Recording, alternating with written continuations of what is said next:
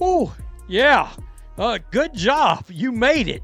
You made it through the game. We got a lot of Stephanie White half-court action tonight. And, boy, it could be construed as a rough watch.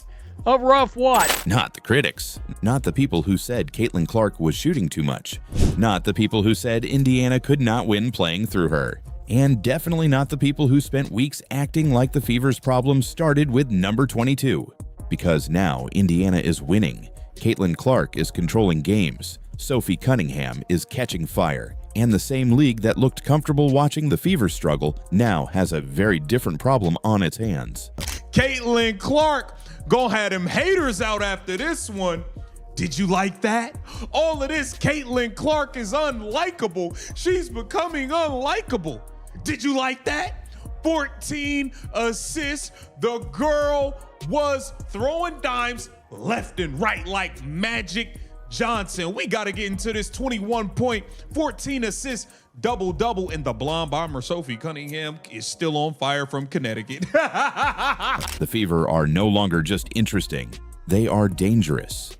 And the scary part is Caitlin Clark did not even have to shoot the ball well for it to happen. That is what makes this game so important. Because if you only looked at the box score quickly, you might think this was just another solid Caitlin Clark night. 21 points, 14 assists, 5 rebounds, another double-double, another Fever win. But that does not tell the full story. If you ain't got no haters, you ain't popping. All the Caitlin Clark haters is about to be out. Caitlin Clark, 14 assists, a season high. Can your best player go get you 21 and 14 in an off shooting night? Caitlin Clark was passing out assists like trick-or-treat candy. You get a treat. You get a treat. You get a treat. You get a treat. She's just giving out gifts and treats to everybody. Everybody gets treats. Everybody gets fed when Caitlin Clark has that basketball in her hand. The best player in the league, the best point guard in the league, hands down. It ain't close. It ain't nothing to talk about.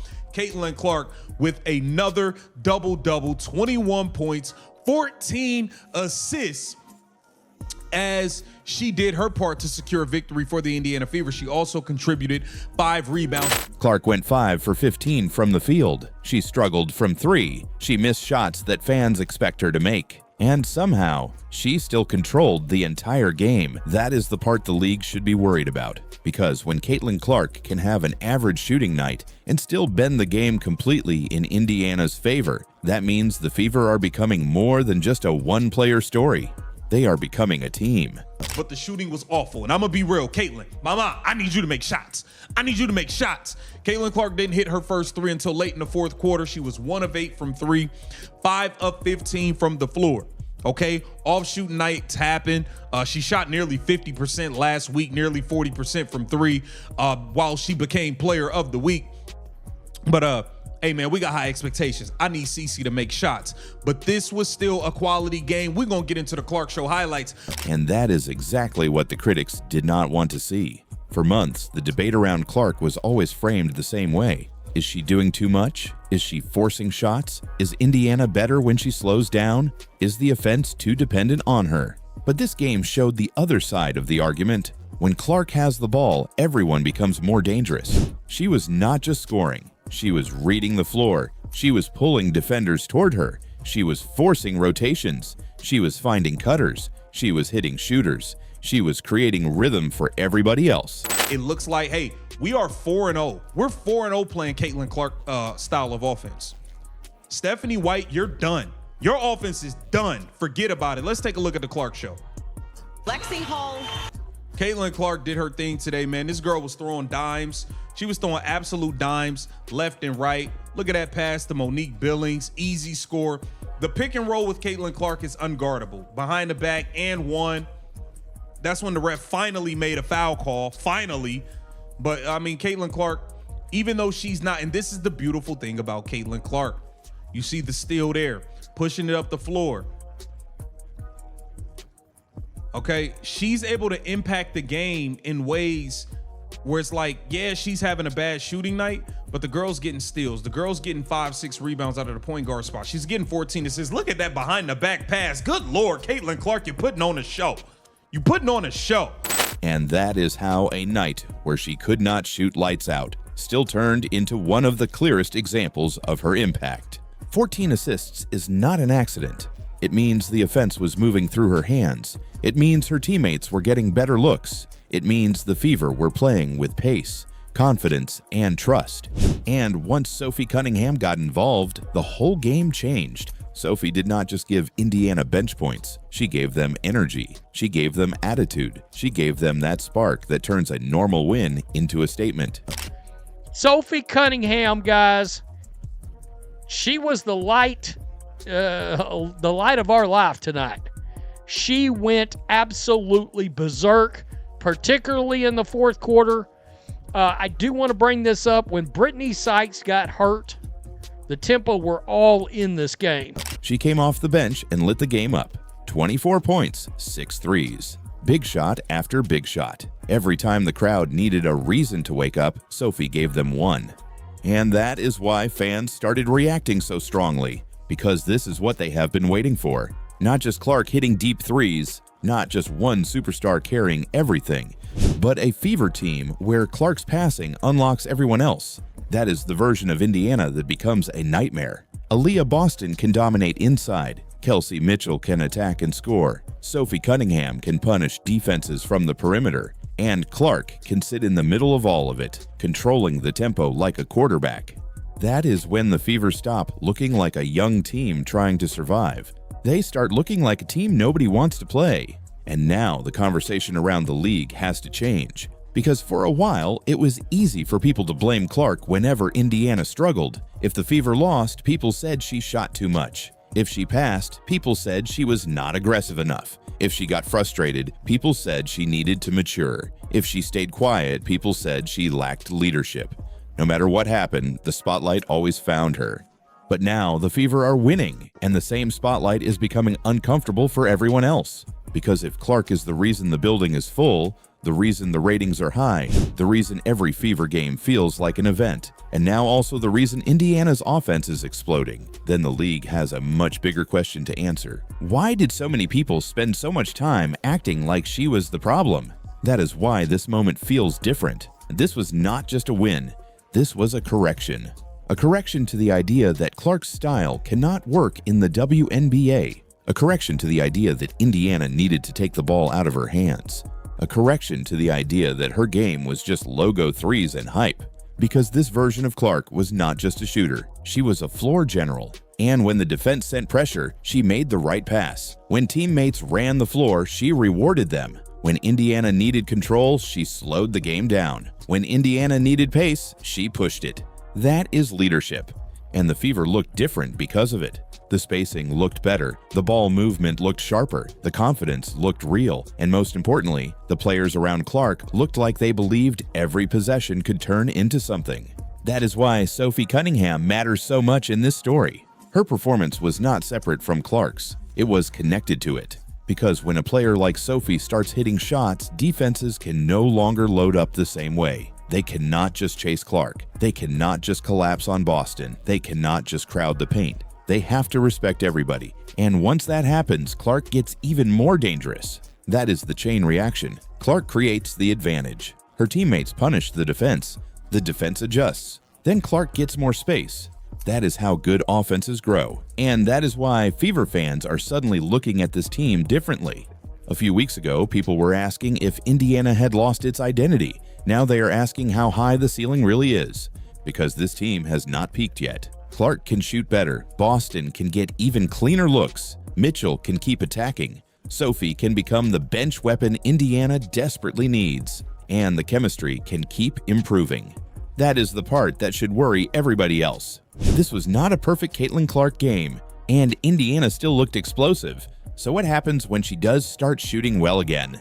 What happens when the threes fall early? What happens when the assists stay high? What happens when the bench keeps producing? What happens when Indiana starts believing this is who they are?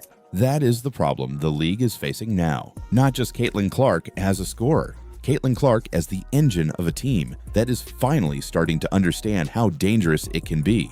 And that is why this game went viral, because people did not just watch Indiana win, they watched the story change in real time. The critics got quieter, the fans got louder, the fever got better. And Caitlin Clark reminded everyone that even when her shot is not falling, she can still take over a basketball game. That is what nobody expected. And that is what the rest of the WNBA has to deal with now.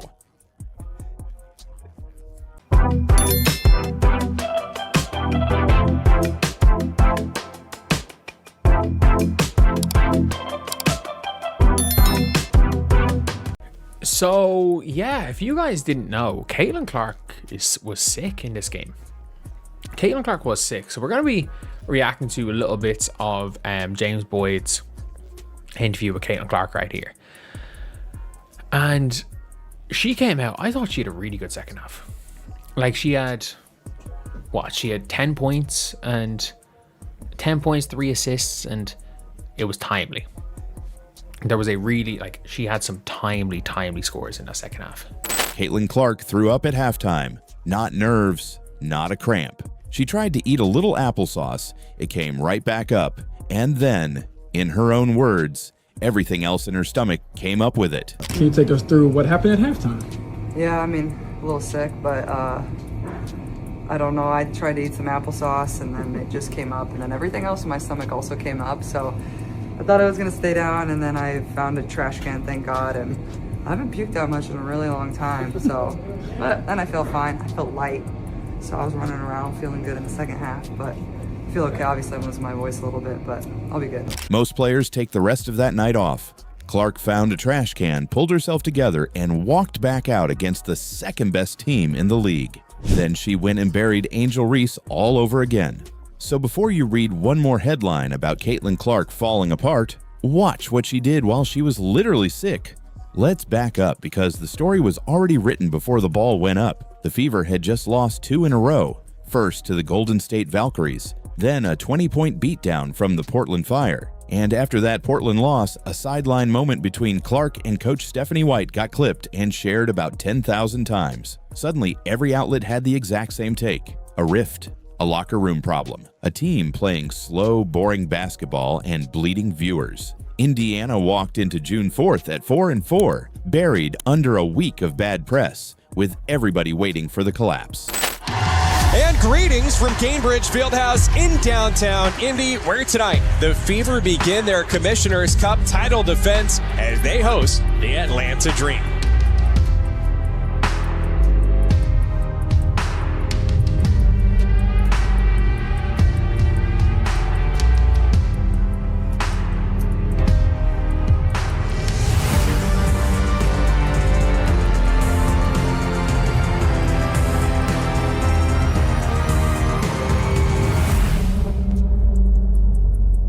And Clark's answer to all of it was almost boring. She said she was not reading any of it. She called the scrutiny exactly what it was: noise. Caitlin, you're used to being in the eye of the storm and a lot of external noise and whatnot. How is this week? How are you feeling about this week? It seems kind of Yeah, loud I've got that question from a lot of people. A lot of people have called me and asked how I am, and I said, "What do you mean? I'm great." I think a lot of self-reflection for everybody. Like, you look yourself in the mirror and you find ways to get better. That's certainly what I did. She said she spent the week playing Catan, playing Scrabble, going to dinner with friends, and watching Game 1 of the finals. And I know me and Kareem were having this conversation yesterday. Usually you're playing and you have day off and you're playing, and I think obviously losing by 20 and, having 5 days for everybody to talk about the way we played maybe wasn't to the best for us. But, I think one of the best pieces of advice I've ever gotten in life is, everything's a two-day story. People are just going to be on to the next, whether you play good, whether you play bad. And, say we come out here and play great tonight.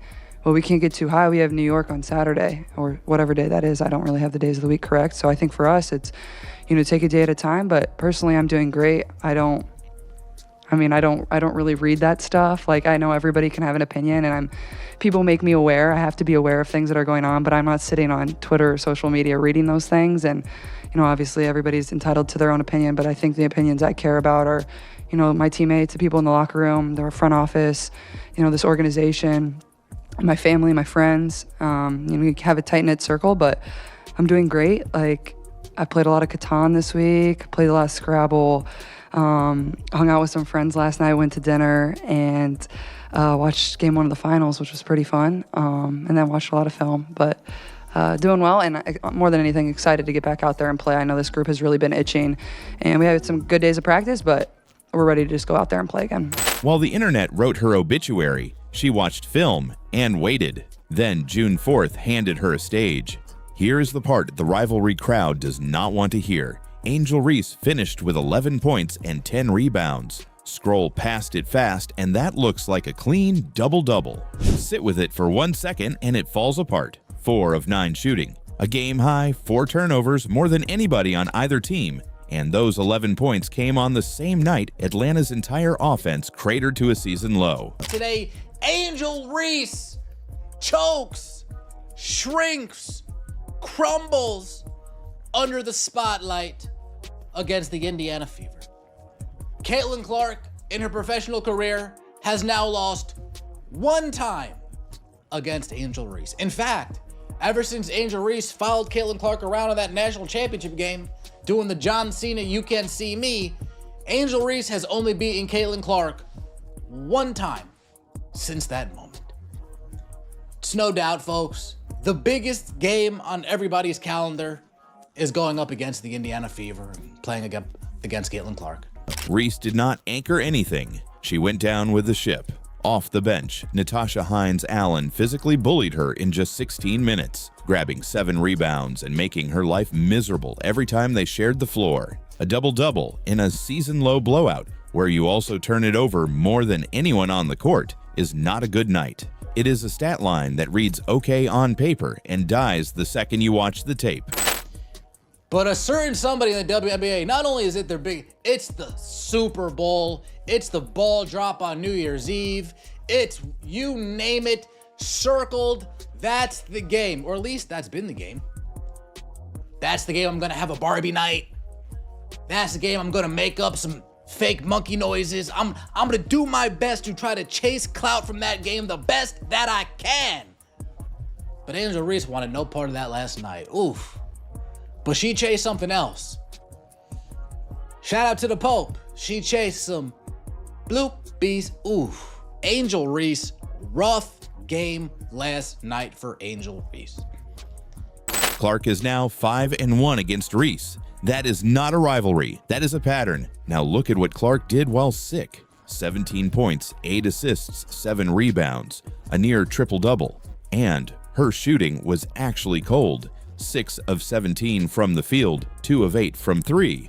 So why did Clark call this one of the best floor games she has played in a really long time? Because she stopped forcing and started conducting. She read the defense. She picked her moments. She guarded Ryan Howard one-on-one and put real pressure on the ball after a week of people questioning her defense. One of the biggest rivalry, the biggest matchup that the WNBA can offer, the Indiana Fever versus the Atlanta Dream. And Angel Reese was a no-call, no-show.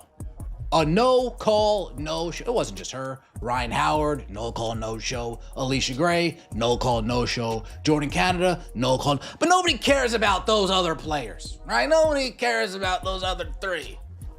She sat down with Coach Breanne January, watched clips, then went out and helped hold Atlanta to a season low. Other guards disappear when the shot is not falling. Clark posted a near triple-double while emptying her stomach at halftime. And this is where the obituary writers missed the real point. Indiana did not need Clark to score 40. Kelsey Mitchell went off for 25 on 11 of 15 shooting, crossed 5,000 career points, and ripped off a personal 11-0 run in the third quarter that flipped a 1-point game into a blowout. Aaliyah Boston added 19 points and hit 3 of 4 from deep, stretching Atlanta until it snapped. Mitchell and Boston combined for 44 on a night Clark struggled to shoot, and the Fever still won going away.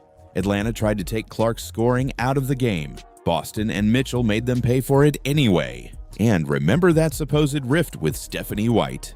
In the third quarter, the two of them chest bumped. Clark laughed about it after, joked that White has had a lot of surgery so she could have hurt her, and said she loves playing for a coach that fired up. So much for the fracture.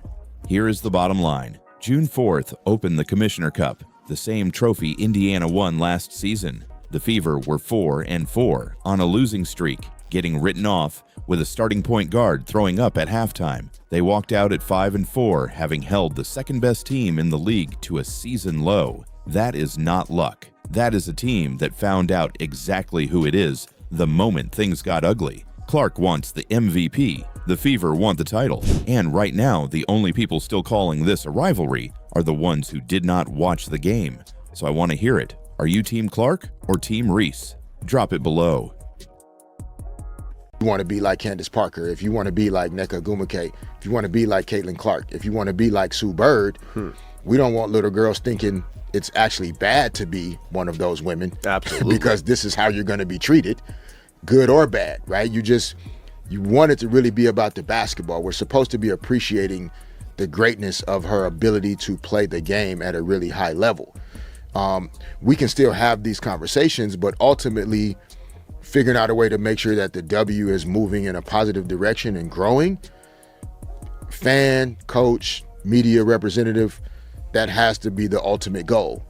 Otherwise, anything you're doing or saying that could be hurting the game and having people want to pay attention to the W less, that's a problem. 5 flagrant fouls. That's how many times Caitlin Clark has been knocked to the floor this season. And here's the number the WNBA is praying you never do the math on. That's 17% of every flagrant foul in the entire league. One player, one target. For months, players stayed quiet. Coaches looked away. Reporters called it part of the game. Then a 5-time NBA champion stepped up to a microphone and refused to play along. Wow. So it looks like the NBA champion that played with Kobe Bryant of Los Angeles Lakers, big time shots made, big time clutch shots all throughout his career. Derek Fisher has stepped up and addressed a lot of the nasty hate and some racism that it appears Caitlin Clark has been facing since she stepped into this league. The pure hate, the jealousy, all of it. He did not hesitate. Derek Fisher didn't call it hazing. He didn't call it toughness. He pointed at something a lot of people were too scared to name. And once you hear it, you can't take it back. The sacrifices that they knew were going to be made in order for the league to take the step forward that it needed to take to get to where they are now. I think sometimes young athletes, young people can come across as though they aren't as appreciative or grateful for those that have kind of paved the way before them. And so when you come in and not just the way you carry yourself in terms of feeling like, hey, I'm the new king now. That's how like Ant Edwards brings that energy. Big time. And I love it, by the way. The dream team in 92 in Barcelona, Michael Jordan was on the rise, but Magic Johnson was still kind of, trying to remind him, nah, bro, this has been my league for a while. Like, I'm not just going to hand over the baton. You're going to have to take it from me. And so some of that energy, like, I think Caitlin Clark plays the game in a way and carries herself in a way as though, like, she knows that she is the future of basketball. She doesn't necessarily say that, but she plays that way and has that type of energy. And so, yeah, I think it's been extreme on both sides of the like-dislike conversation. Start with the part nobody can spin, the tape. Clark hasn't been bumped. She's been hammered. 5 flagrant fouls, and 4 of them from a single team, the Chicago Sky. Out of every dangerous over-the-line hit in the whole league, almost 1 in 5 has Caitlin Clark's name on it. One night, she shot 13 free throws and still got mugged on plays the refs flat out missed. It looks like Derek Fisher went on 97.1 The Fan, and he addressed a lot of these things that Caitlin Clark has been facing and how nasty it's been, man. Let's be clear, man. This stuff has been nasty work. We've been watching it from day one. We've been watching her be targeted. We got all these carry champions and all these people going out spewing these lies, talking about she's getting special treatment. No, that's Asia Wilson, who shoots 89 free throws a game. That's Paige Beckers, who you can't breathe next to without getting a foul. That's Breanna Stewart, who shoots 18 free throws and still goes in press conferences and blasts the refs. Not Caitlin Clark. She don't get the type of treatment those people get. We got to keep it real here. Fans saw it. They posted the slow motion clips. They begged the league to protect her. And the league? Mostly silence. A shrug. A quote about how she needs to adjust. But here's where this stops being a story about fouls and starts being a story about everyone who let it slide. Because it wasn't just rival teams, it was her own sideline. Saturday night, national TV, the Fever getting blown out by the Portland Fire, and the cameras caught the moment that lit the internet on fire. Head coach Stephanie White, finger pointed straight in Clark's face, slapping her own knee, tearing into her franchise player in front of millions. At first, Clark just looked away and drank her water. Then she snapped back, hands up, talking right over her coach. Seconds later, she was benched, pulled for a rookie, sat down for the whole country to see. And the timing could not have been worse. This was already the coldest stretch of Clark's career. 11 points a game, 29% shooting over 3 games. The doubters who'd been waiting for a crack smelled blood. They killed Caitlin Clark. One viral post read, "Barely recognizable." Add it all up, the targeting, the benching, the slump, the silence, and it looked like the whole basketball world had quietly agreed to let the most popular player in the sport sink. And that's what makes the silence so strange, because Caitlin Clark isn't just another name on a roster. She's the reason arenas that used to sit half empty are suddenly sold out. She's the reason half these games are on national TV at all. She's the engine, the golden goose. Let's take a look at what Derek Fisher had to say. No, we don't live in that world. Their experience has been like to see someone else treated differently than they feel that they have been treated. That's also mixed into even some of the WNBA players as Caitlin Clark was coming into the league. Mm-hmm. Like, hey. And this is talking about, speaking of to the jealousy, okay? They saw her coming in, selling out arenas, getting on national TV, all of this stuff. Remember when everybody wasn't flying private yet, and Caitlin Clark had to because she's so much more popular than all these other people. They said, oh, no, it was a big problem. But then she eventually got them all put on PJs, and they still was hating. They still were jealous. They were jealous that she was the reason for a lot of it. Keep cooking, Derek. Hey, well, we've been a part of this league like was coming into the league. Mm-hmm. Like, hey, well, we've been a part of this league for a long time and never gotten some of the benefits and things that you are experiencing. And she walked right into it. Yeah. That she walked right into. No, nobody is saying she isn't creating new energy, passion, support for the league, ticket sales, viewership. Like, that's clear. You can't argue the numbers even in terms of her stats. And the league was watching opponents take run after run at its biggest meal ticket and saying nothing. You don't have to love her game to see how crazy that is. But somebody finally did say something, and it wasn't who anyone expected. Derek Fisher isn't a hot take guy. 5 NBA titles, years spent coaching in this exact league. So when he talked, the room went quiet, and he didn't tiptoe. Fisher said the hate aimed at Clark has almost nothing to do with Clark. His words, it's almost like people are trying to find reasons to dislike her, when in reality, she's literally never said any of the stuff that other people have to say. Now, the thing when he said that is, all of the things he listed is why the WNBA should have treated her a certain way, that they have failed and dropped the ball, and everybody's been calling them out, letting it be known the WNBA fumbled Caitlin Clark. When they watched her be the most flagrantly fouled player, they did nothing. When they watched her get targeted, they did nothing. They have done everything they can to actually minimize her. So the things that he's listing are just a few of the reasons why they should have gotten behind her and provided a push that they have failed to do. She's dealing with all the hate and negativity, and the league hasn't even gotten behind her.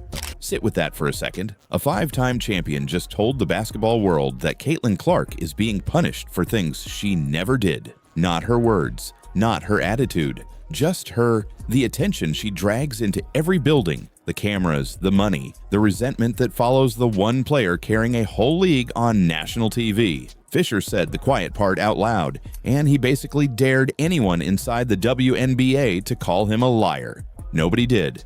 So how did Clark answer all of it? The fouls, the bench, the slump, the whispers. Monday night, 4.3 seconds on the clock, tie game. Clark caught it, rose up from 31 feet, way behind the line, and drilled it. Dagger. Fever win, 78-76. No speech, no clapback. Just the loudest answer in sports, a bucket that went straight through the net. Derek Fisher says the league has been letting this happen to her. Caitlin Clark just reminded everyone exactly why they can't afford to keep doing it. So here's what I want to know. Is she really being targeted, or is this just the price of being the biggest star the game has ever seen? Tell me below. I'm reading every single one.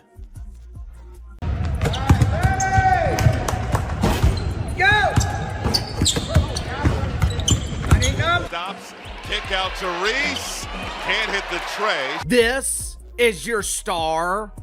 This is who the mainstream media claims is the face of the WNBA. Someone who has made it to the professional level. One screenshot, 2 of the most talked about women in America, and a fight that millions of people joined before anyone stopped to ask if it was even real. On one side, WNBA star Angel Reese. On the other, Hollywood's Sydney Sweeney. Between them, a leaked exchange so perfectly built to go viral that it tore across Facebook and X in a matter of hours. You know what I like about Sydney Sweeney? Well, Uncle KC, it's so obvious. She has gigantic bazooms. For starters, I'm a married man, and I spend my weekends grilling meat, not beating meat. So her risque pictures don't really do a damn thing for me. There was just one problem. It never happened, and one tiny detail buried in the image gave the whole thing away. Stick around, because how this fake spread tells you everything about how the internet works right now. To understand why this blew up, you have to understand the setup. For weeks, Sydney Sweeney had already been at the center of a real controversy, her American Eagle Great Jeans campaign, which critics read as a loaded play on words.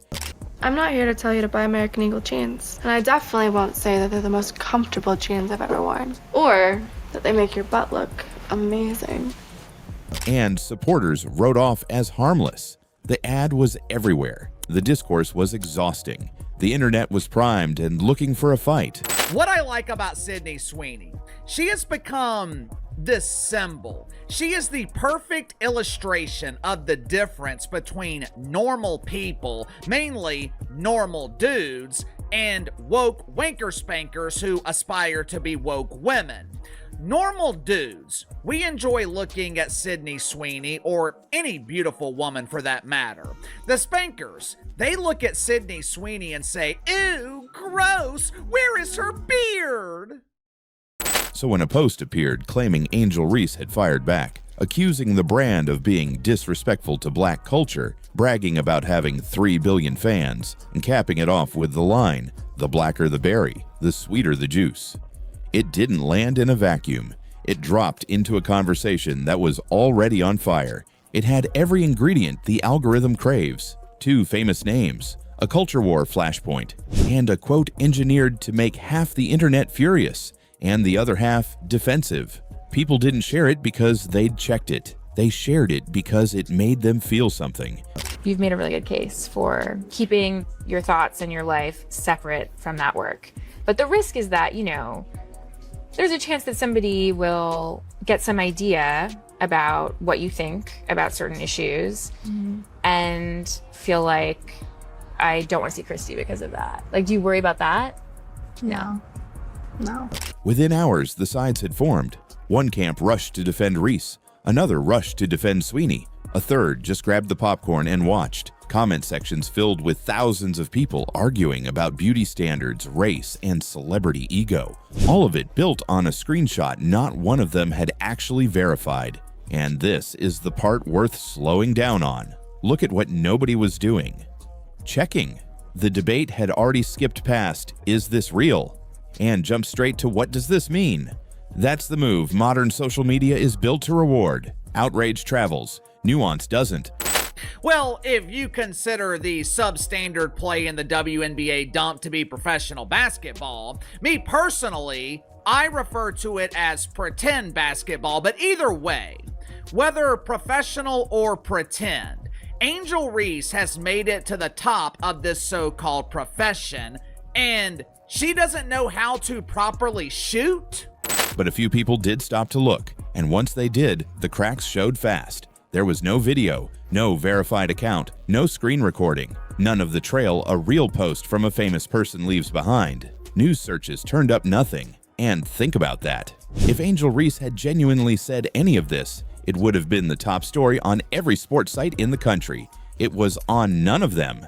And then there was the detail that ended the argument. In the viral image, someone had crudely edited a mustache onto Angel Reese's face. The original photo, a clean publicity shot, had nothing of the kind. This wasn't a leak. It was a meme that got mistaken for news. The quotes were fabricated. The image was doctored. The whole thing was fake.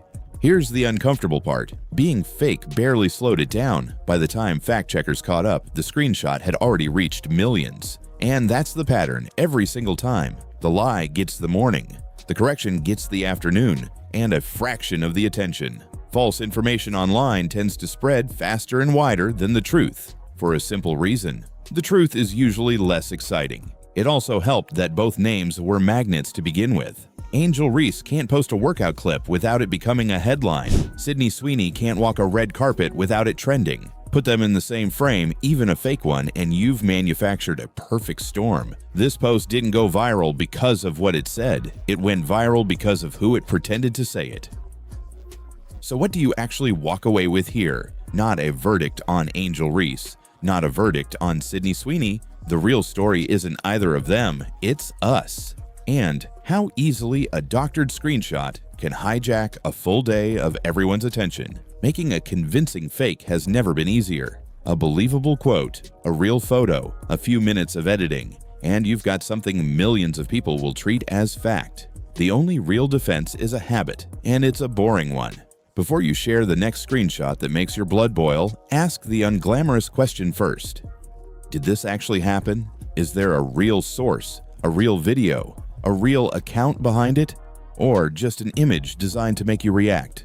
Because viral and true are not the same word. This whole thing proved it. It got the entire internet arguing about a conversation that never took place. So here's my question for you. Did you see this one before you found out it was fake? And be honest. Did you believe it, even for a second? Drop it in the comments. And if this breakdown was worth your time, hit like, subscribe, and turn on notifications. Because in a world moving this fast, somebody's got to slow down and check. And then Tosh, I just want to ask you, like playing with Liv, it looks like you're having a ton of fun out there. Just how much fun is this right now? It's really fun when you have a true point guard that understands the game, that reads the game very well before she even get the ball. It's easy. She make my job easy. I make her job easy. It's really fun when you have a true point guard. 8 words. That's all it took. And they didn't come from some random troll hiding behind a keyboard. They came from Natasha Howard, a 3-time champion, a veteran who shared a locker room with Caitlin Clark in Indiana. The internet heard those words and exploded. But here's what nobody saw coming. What's going on with this? I don't like what's going on with this. At some point, as a Caitlin Clark fan, if that's what you are, or whatever your stance is, it's time for you to stand up.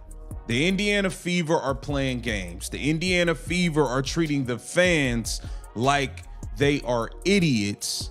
And all of a sudden, the Indiana Fever are trying to use Caitlin Clark's fans to the benefit of everyone else once again, while we have watched them refuse to do right by her. 5 days later, Caitlin Clark walked into Gainbridge Fieldhouse and delivered an answer that no player, no duo, nobody in 30 years of WNBA basketball has ever delivered. And by the final buzzer, the true point guard crowd had nowhere left to hide. Tonight, another Commissioner's Cup game. The Fever are in defense of their championship from a year ago. They likely need to win tonight to keep those chances alive. That pass deflected way outside for Clark, who drops a three. Makes it look so easy. Let's back up. Last Saturday, reporters asked Natasha Howard what it's like playing with Olivia Miles, the rookie point guard lighting it up for Minnesota. Howard's answer: "It's really fun when you have a true point guard."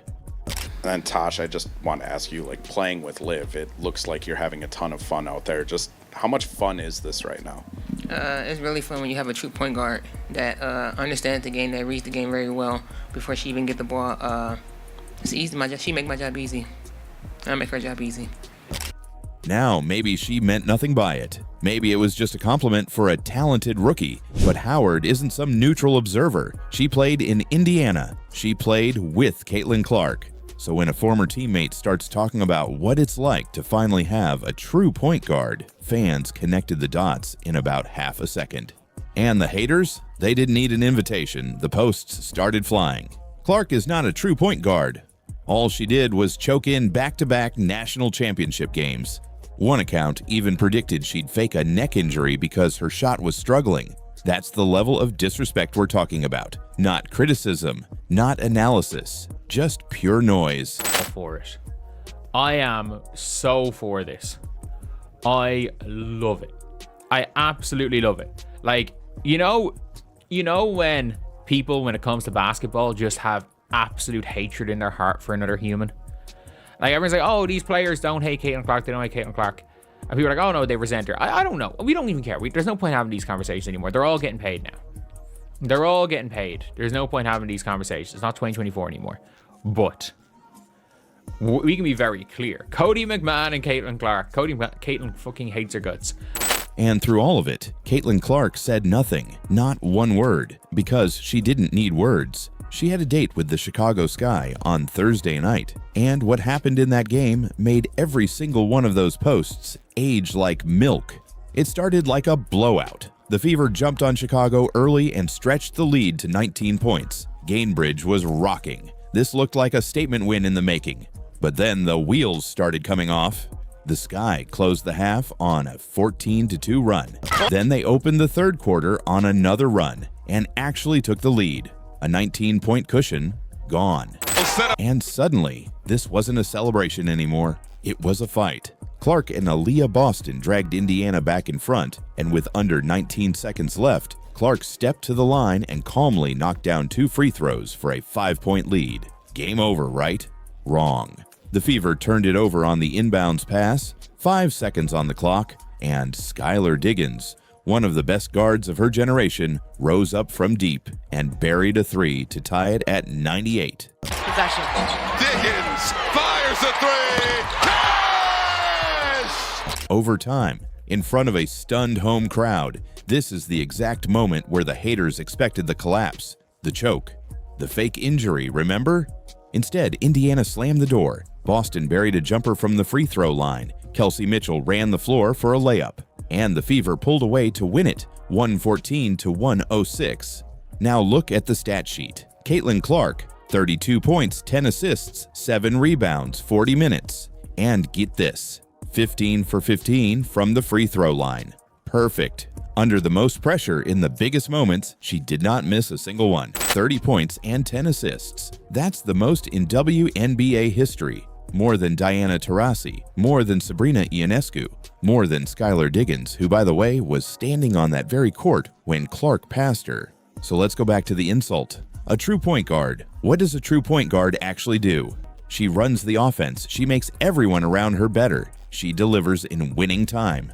Thursday night, Clark scored 32 and handed out 10 assists and helped her center to a career high in the same game. Her scoring didn't take food off Boston's plate. It set the table for her. That is not a score pretending to play point guard. That is the definition of the position. Even Stephanie White struggled to wrap her head around it, telling reporters after the game, "I don't know if I can really put it in perspective in terms of quantifying it, and especially because they're so young." So young. That's the scary part. This wasn't a P. Responded with a night that no point guard in league history, true or otherwise, has ever had. So now I want to hear from you. Was Natasha Howard's comment a shot at Caitlin Clark, or did the internet turn a harmless quote into a war? And after Thursday night, is there a single argument left? What do you think? Drop it in the comments below. Great to be here with you guys today. It didn't have to be like this. This game could have been over with going into the third quarter, but no. Yeah. They had to put us through it. Stephanie, you had to put us through it. You had Caitlin Clark coming out on an absolute heater. 40-piece inbound. 40-point triple-double on the way. Every fake injury claim, every double standard, every person waiting for her to fail, and turned it into one of the loudest statements of the WNBA season, because against the Chicago Sky, Clark did not just put up numbers. She put up history: 32 points, 10 assists, 7 rebounds, 40 minutes, overtime, a Fever win. Oh my God. Oh my God. That's the only way I can describe that game. Oh my God. The Indiana Fever should have won that game by 40. They could have won that game by 40. They win it by 8. They win it by 8. Caitlin Clark was... What was she in that game? Let's look at the box score here. Caitlin Clark was 3 rebounds off a 32-point triple-double. Aaliyah Boston had 34. I think that... Is that a career high for Aaliyah? Or 2 off a career high? Kelsey Mitchell, dear Lord, what went wrong with you today? What was wrong with you today, Kelsey? What was wrong with you? And beside her, Aaliyah Boston went nuclear too, dropping 34 points and 12 rebounds. Aaliyah Boston, 34 and 12, big games from those two. We have 66 points from Aaliyah Boston and Kelsey Mitchell combined. That fourth quarter, she spoon-fed Aaliyah Boston points. Spoon-fed her points. Here. And to AB's credit, she converted on most of her opportunities. Salute, AB. Salute. That matters because this was not just another big night. This was the first time in WNBA history that 2 teammates both had 30-point double-doubles in the same game. Let that sink in. Not one star carrying the whole thing alone. Not one player putting up empty stats in a loss. 2 Fever stars on the same night, in the same game, against a rival, making league history together. And the timing could not have been better, because the internet was already trying to build a new story around Caitlin Clark. One viral post said Clark is not a true point guard. Another compared her to Olivia Miles. Another said all Clark did was choke in back-to-back national championship games. Then another post tried to push the idea that Clark was struggling so badly that fans should expect some fake injury next. That is the part that makes this game so wild. I really wanted to give her grace. After today, I'm done. I am convinced, bro. Guys, the Caitlin Clark that was at Iowa that broke the scoring record is not the Caitlin Clark we have today. The Caitlin Clark that was shooting logo threes. You can't see me. That Caitlin Clark, that version of Caitlin Clark is gone. That version of Caitlin Clark is no longer alive. Because this Caitlin Clark is not going to have any emotion. I don't know what the hell. I don't know. Maybe she do need to get traded. I ain't lying. Bro. Because for weeks, people have been trying to turn every Clark moment into a takedown. Fans see the difference. They see one player celebrate, talk, gesture, and get praised for being tough. Then Clark reacts to contact, throws up a hand, or gets frustrated with a no call, and suddenly everyone acts like the league is falling apart. But that is also why the Chicago game felt bigger than the scoreboard. Clark got hit, Clark got frustrated, Clark picked up a technical, Stephanie White picked up one too. The whole game had that edge where you could feel it turning from basketball into a statement. And then instead of shrinking, Clark got better. That is what the critics never seem to understand. Caitlin Clark with some sick handles in this game. Right here, going to come down the court. I mean, what are we talking about? Look at her hit this Jordan fadeaway, turn around fadeaway. I mean, that's sick. That was nice with the one-handed fadeaway. How about Caitlin Clark with in that second quarter, and that's sick passing? Look at that. Into Michaela Timpson, one dribble. I got to tell you, the one thing I want to see. You can mock the logo threes. You can question the turnovers. You can say she is not a true point guard. You can compare her to every new guard who has a hot week. But when the game gets loud, Clark keeps bending the floor in ways most players simply cannot. She is not just passing to the open player. She is creating the open player. She is dragging two defenders with her. She is forcing help. She is making the weak side move. She is making the bigs run harder because they know the ball can arrive at any second. And that is where Aaliyah Boston comes in. Because Boston's 34-12 was not some random stat line. It was the other half of the story. For so long, the Fever conversation has been treated like it has to be Caitlin against everyone. Caitlin against the league. Caitlin against her coach. Caitlin against her teammates. Caitlin against the refs. But this game showed what the Fever are supposed to be. Clark and Boston together. One outside force. One inside force. One player bending the defense with range and pace. One player punishing the defense in the paint. That is why those viral graphics matter. The double-double poster, the 32 and 34 side by side. The history has been made. Posts. Fans are not just celebrating a win. They are seeing the blueprint. This is what Indiana can be when they stop fighting their own identity. And that is why the cartoon saying Caitlin Clark runs the Fever now went viral too. Obviously, it is exaggerated. It is a meme. It is not real life. Stephanie White is still the coach. Clark is still a player. But the reason people share that image is because it speaks to a feeling. Fans believe this team looks best when everything runs through Clark's pace, Clark's vision, and Clark's pressure. Not because she needs to take every shot, but because every defense reacts to her first. And when Indiana leans into that, Boston eats. Shooters get cleaner looks. The tempo rises. The crowd wakes up. The whole building changes. That is what happened against Chicago. The Sky kept fighting. They pushed the game into overtime. They did not just roll over. Then she kept getting to the line. They said she was not a real point guard. Then she dropped 10 assists in a historic win. They said the Fever were too messy. Then Clark and Boston became the first teammates ever to do this. They looked like a team finally learning how to weaponize it. And if Clark and Boston keep building like this, the WNBA might have a much bigger problem than viral memes. Indiana might have found its championship formula.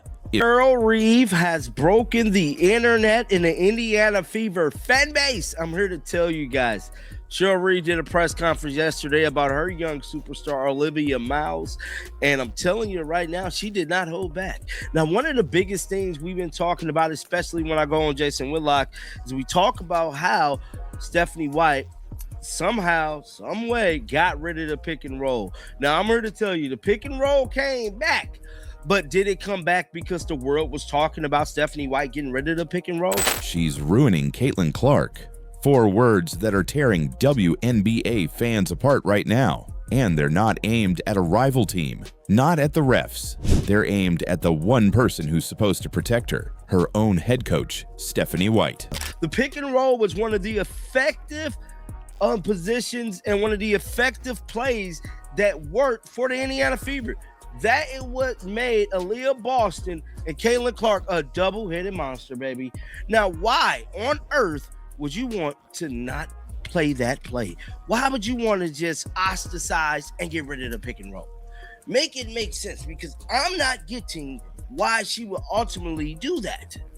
Because to me, A good coach knows greatness when they see it, but it don't seem like Stephanie White really know greatness. Now, Olivia Miles has been doing her thing. Now, Cheryl Reeve did a press conference yesterday, and in that press conference, she spoke about her young superstar. Now, she didn't throw any more names out there. She didn't say Kelsey Mitchell. She didn't say, any other stars from the team or nothing like that. She specifically talked about the way she played her player and how great her player is. For weeks, fans have watched Clark get benched, blamed, and buried under the worst slump of her career. And now they think they've found the proof that none of it had to happen. It's sitting 600 miles north in Minnesota, and the comparison is brutal. Great to be here with you guys today. It's incredibly glaring, the difference between an elite level coach and some run-of-the-mill hack who couldn't cut it at the collegiate level, got fired from Vanderbilt, jumps to the WNBA to ride Alyssa Thomas's coattails, jumps to the Indiana Fever to ride Caitlin Clark's coattails. The difference between a coach like Cheryl Reeve and a coach like Stephanie White, wow. Cheryl Reeve, they had a large turnover on that roster. They lost Alana Smith, they lost Bridget Carlton, they lost Natisha Heidemann, they lost Jessica Shepard. Nafisa Collier hasn't even played a single game yet this year. Yet, the Minnesota Lynx have the best record in the league. The Minnesota Lynx, led by rookie Olivia Miles. The Minnesota Lynx have Natasha Howard looking like an MVP. And Cheryl Reeve completely revamped that offense to best tailor Olivia Miles' style of play while Nafisa Collier is out. Let's go back to the moment that lit the fuse. Saturday night, national TV, the Fever getting run off the floor by the Portland Fire, and the cameras caught Stephanie White doing something you almost never see a coach do to a franchise player. Finger pointed in Clark's face, slapping her own knee, lighting her up during a timeout in front of millions. Clark looked away, sipped her water, then fired back, hands up, talking right over her coach. Seconds later, she was benched, pulled for a rookie, and for a lot of fans, that was the last straw, because this wasn't a one-night thing. Clark is in a free fall, 11 points a game, 29% shooting over 3 games. They killed Caitlin Clark, one post screamed, barely recognizable. The most electric player the sport has ever seen suddenly looked lost out there, and that's when fans started asking the dangerous question, what if it isn't Caitlin? What if the problem is the system she's been dropped into? The offense? The role? The coach? What if Stephanie White is the one breaking her? Then we look at the Indiana Fever. Stephanie White. We have new players on our team, but we have a nucleus that's been with each other for quite some time. Aaliyah Boston, Caitlin Clark, Sophie Cunningham, Lexi Hull, Michaela Timpson now, Damaris Dantas. So there is some familiarity on this team. But Stephanie White, unable to adjust, unable to adapt. She's trying to run the Connecticut Sun offense with not the Connecticut Sun roster. She's trying to turn a V12, Caitlin Clark, into an inline 4. She's trying to turn a dirt bike into a tricycle. We're not seeing pick and rolls. We're not best utilizing Aaliyah Boston's skill set being the roller. We're running ISO with Kelsey Mitchell. We're running ISO with Caitlin Clark. We're not setting her any screens. We're not setting her any off-ball screens. And defensively, switching everything. Oh, wow, we had one good game before we didn't switch everything. Wow. Color me shocked. So people went looking around the league for an answer, and they found one almost immediately, because there's another young guard out there going through the exact same thing. The pressure, the mistakes, the brutal learning curve that hits every rookie. Her name is Olivia Miles, and her coach is Cheryl Reeve, the most respected, most feared voice in the entire WNBA. Here's what makes the comparison sting. Reeve isn't pretending her young guard is a finished product. She's not throwing her to the wolves and pointing fingers when it goes wrong.